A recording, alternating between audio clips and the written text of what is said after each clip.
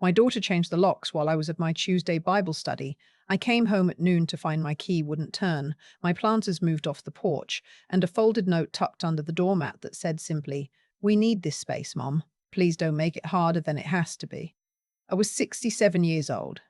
I had lived in that house for 22 years. I sat on the front step for a long time. The azaleas I'd planted. The spring after my husband passed were blooming pink along the fence line. I'd watered them that very morning before I left. I remember thinking that was funny, in a dark way. Watering your own garden the day you get locked out of it. I didn't call her. I didn't pound on the door. I picked up my purse, walked 2 blocks to the bus stop, and rode it to the end of the line, because I didn't know where else to go. That first night, I slept in the waiting room of a Greyhound station in Tucson. I told myself it was temporary. I told myself that so many times it stopped sounding like words. My daughter, I'll call her by what she became to me that day, which is a stranger, had moved into my home 8 months earlier. Her marriage had fallen apart, she said. She needed somewhere to land. I gave her the master bedroom, without being asked. I moved my things into the smaller room at the end of the hall, the one with the window that faces the alley. I paid the utilities. I bought the groceries. I watched her son after school 3 days a week because daycare was too expensive, she said. I did all of it willingly because that is what mothers do. What I did not do was sign anything. That was my mistake, or rather, that was what she tried to use against me later. The fact that my name alone was on the deed, and somehow, in her telling of it, that made me the problem. Her husband, I should say her ex-husband, had moved in by month 3.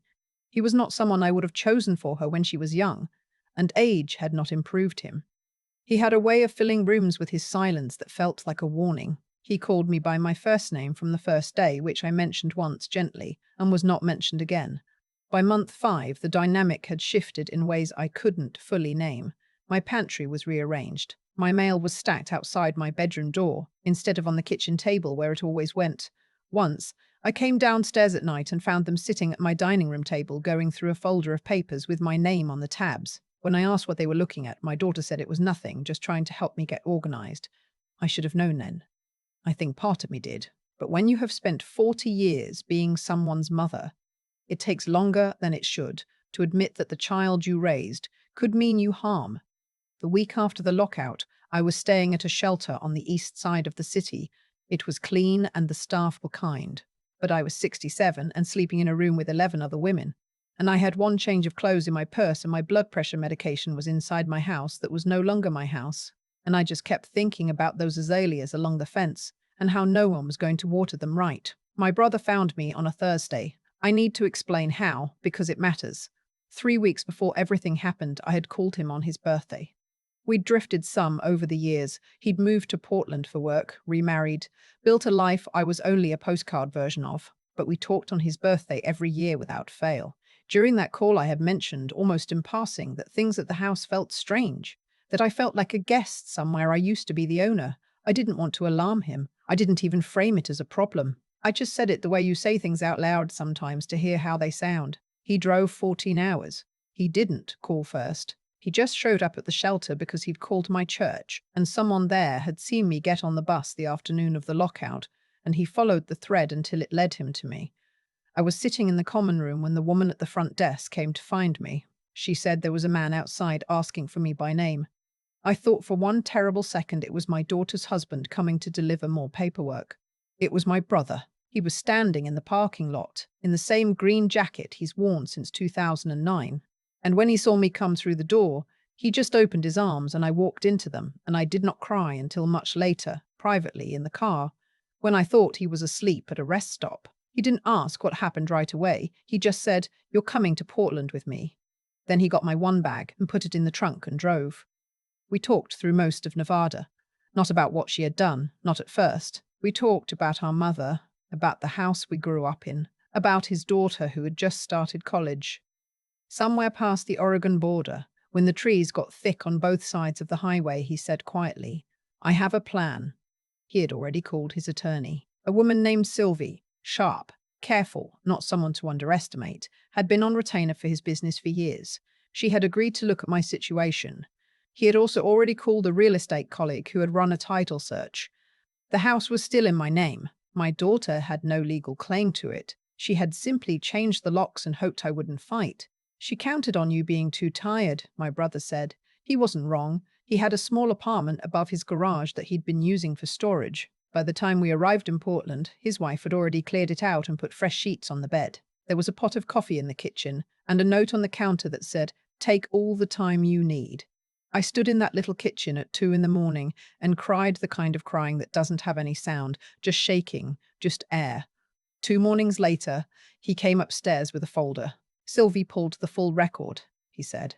"Your daughter filed a change of address for your financial accounts. 3 of them. She listed herself as an alternate contact on your health insurance. And she had a notary come to the house 6 weeks ago." I set down my coffee, he continued. There had been a document, a healthcare proxy form, he said, that named my daughter as my sole medical decision-maker in the event I was incapacitated. It was signed in my name. The signature did not match the one on my mortgage, my tax returns, or my passport. Not even close. I sat with that for a long moment. I was a medical office manager for 26 years. I processed legal documentation every single week. I know what a forged signature means. I know what intent looks like when it's wearing a paper mask. "What do we do?" I asked. My brother looked at me with the same expression he had when we were children, and I was trying to back down from something I knew I needed to do. "We start with the house," he said. "Then we work outward." Sylvie filed a motion to have the property locks changed back under my authority as sole title holder. It took 4 days. A sheriff's deputy accompanied a locksmith to the house on a Tuesday morning. My daughter called me 11 times before 9 o'clock that day. I let everyone go to voicemail. Her husband called twice from a number I didn't recognize. I blocked it. I did not go back to the house that week. I wasn't ready. Instead, I did something Sylvie suggested that turned out to be one of the best decisions I made in all of it. I scheduled a full cognitive evaluation at a neurological clinic in Portland, not because I was worried, but because I knew what was coming. When people try to steal from someone and fail, they often pivot to discrediting. They say you were confused. They say you didn't understand what you were signing. They say your memory isn't what it was. I wanted documentation before they could try. The evaluation took most of a day. Memory, processing speed, verbal fluency, spatial reasoning. The neurologist was thorough and unhurried. At the end, he sat across from me and said, "Mrs. Calloway, you scored in the top 15% for your age cohort on every measure." I asked him to put that in writing. He did. 2 weeks later, a certified letter arrived at my brother's house addressed to me. It was from a law firm in Tucson. On behalf of my daughter and her husband, it claims that I had, over the previous year, demonstrated a pattern of impaired financial judgment, erratic behavior, and cognitive decline. It stated that they were initiating a petition for guardianship. It listed, as evidence, my decision to leave my home voluntarily and my failure to maintain regular contact with family. I read it twice. Then I set it on my brother's kitchen table and poured myself another cup of coffee. "They filed it," I said when he came in. He sat down and read it. His jaw tightened, but he said nothing for a moment. Then he said, "Good. Now we have them on paper." Sylvie had predicted this almost exactly. What my daughter had not counted on was that I had been building my own files since I walked out of that shelter. Every voicemail she left, and there were 43 by that point, was time-stamped and saved. Every text. The letter from the Greyhound station that proved I was there the night of the lockout. A statement from the shelter director confirming my arrival date and condition. Statements from 2 women at my church who had watched the situation in my home deteriorate over 8 months and were willing to say so in writing. Sylvie also tracked down the notary whose name appeared on the forged healthcare proxy. He had no recollection of coming to my home. His records showed he had been in Flagstaff that entire week on another job. When Sylvie presented him with the documents bearing his stamp, his expression said everything that needed saying. She filed a counter-motion within 10 days. Fraud, forgery of a legal instrument, misappropriation. The guardianship petition had a lifespan of approximately 2 weeks. My daughter called once more after that, from a different number, in the evening. I almost didn't pick up, but I did.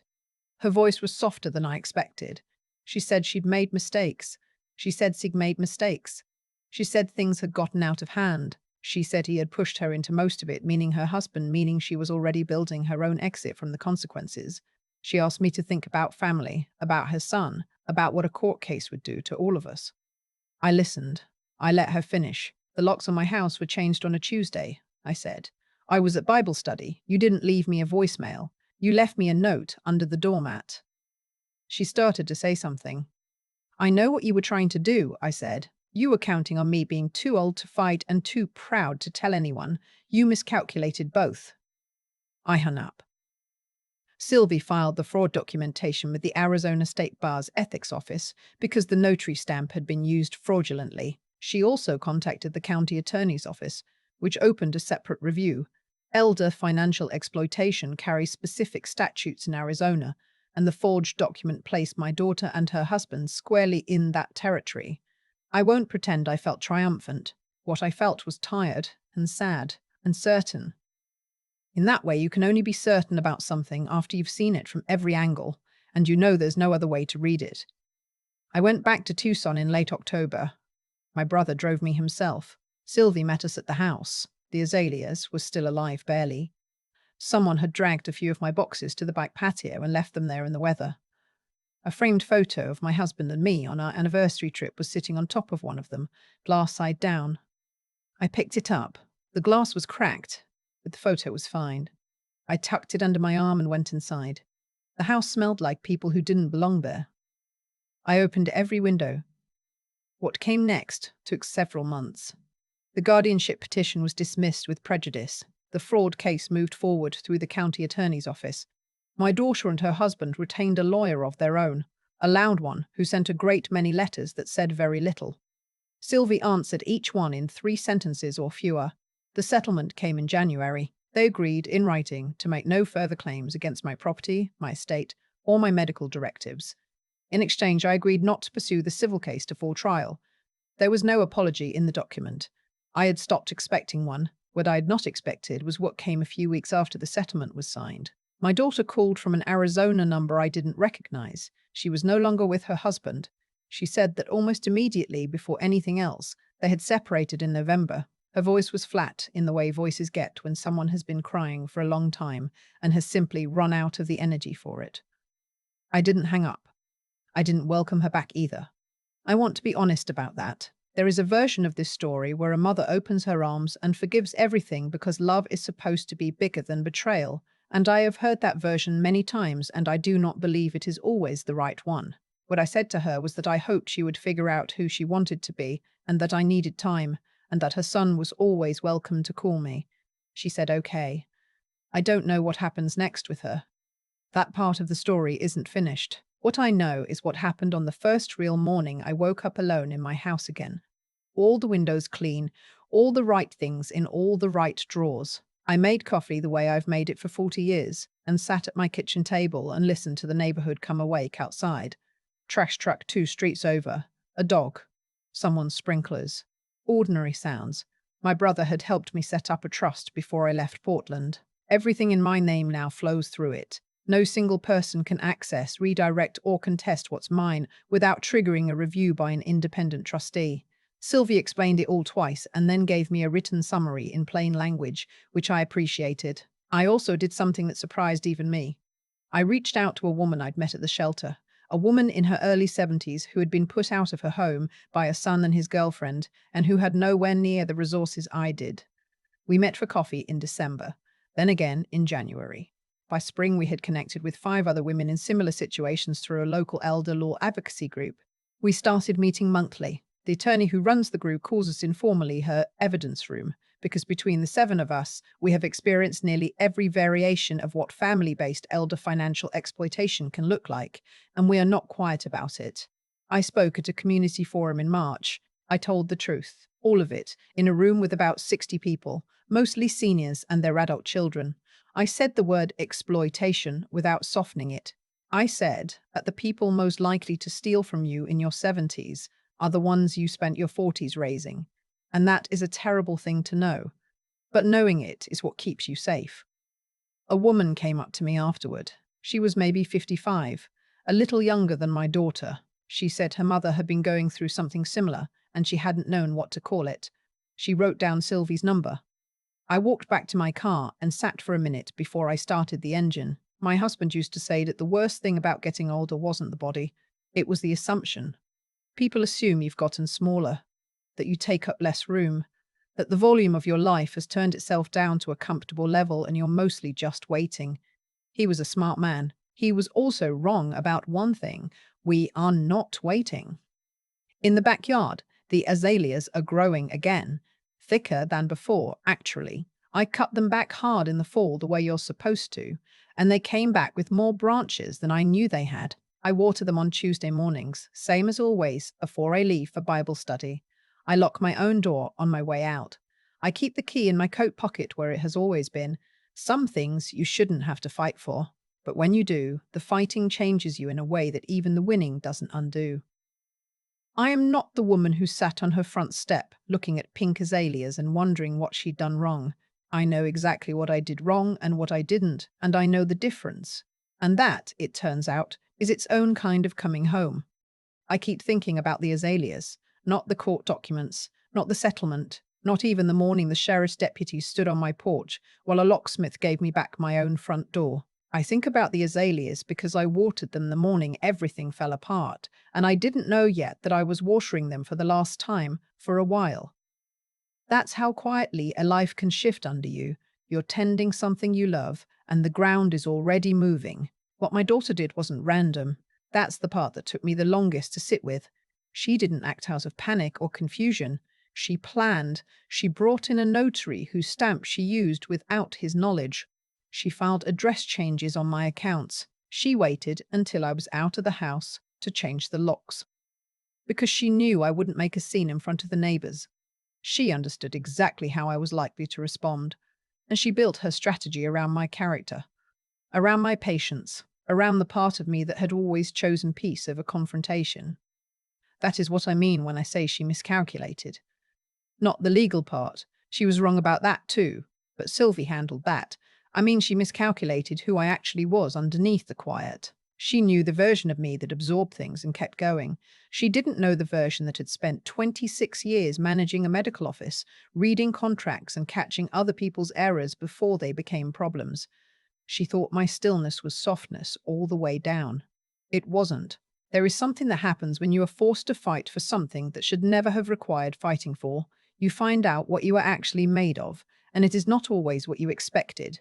I was not a woman who went looking for conflict, but I was also not a woman who, once she understood what was being taken from her, was going to hand it over quietly and call that dignity. My brother drove 14 hours because 30 years of distance didn't change what we were to each other at the root. That is the thing about real loyalty. It doesn't announce itself until it's needed, and then it just shows up, green jacket and all, in a shelter parking lot at dusk.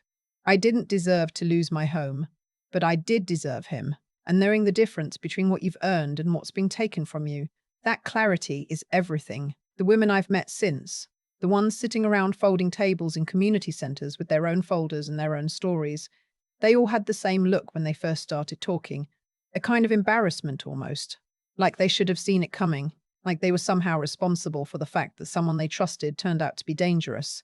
I recognized that look because I wore it too. What I want to say to them, and what I had to say to myself first, is this. Choosing to believe the best of someone is not stupidity. It is a decision rooted in who you are, not who they turned out to be. The failure belongs to the person who exploited it. Understanding that, really understanding it, not just as an idea, but in your bones. That's what lets you stop apologizing for being the kind of person who loved without suspicion. I am not done. The azaleas came back thicker than before. I water them every Tuesday. I lock my own door. That is enough. That is, in fact, everything.